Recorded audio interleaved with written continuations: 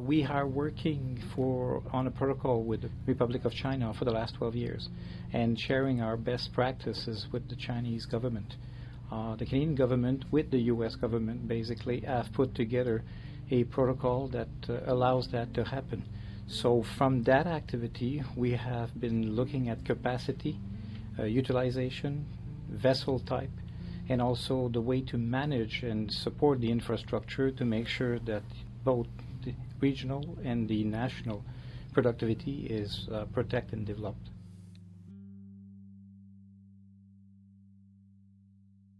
If you look at China being a powerhouse of the economy in the last 20 years, but if you look at all country in Asia, if you talk about basically Myanmar, India, Bangladesh, and so on and so forth, all the coastal community that are in each country and the national requirement all have needs to develop inland waterway transportation solutions.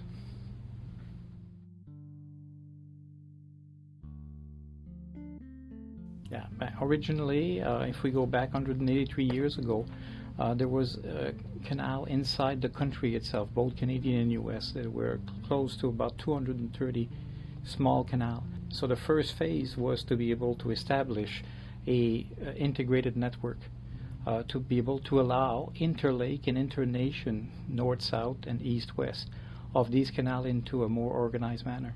The second phase after that was the arrival of new technology. The steamship replaced the sail, and in around 1845 we saw a big change, a second phase of development. Canada and the U.S. together established a treaty, the Boundary Water Treaty, in 1909 that was the beginning of the third phase of development. And at that point, both countries together established a strategy, a transportation strategy on water, to be able to supplant or to help the transportation of the rail that had been developed previously. If you take the last phase, that would call the fourth phase of development, that was in the last 80 to 50 years. You saw both Canadian and U.S. government work together to be able to build hydro dams along the waters.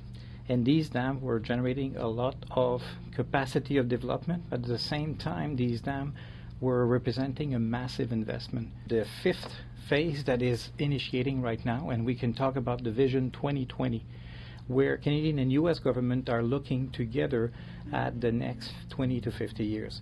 So we are excited right now because 20% of the fresh water of the world is sitting in the Great Lake and the St. Lawrence River, and there is a great deal of need to protect the environment, the social fabric, and the economy for the next 50 years.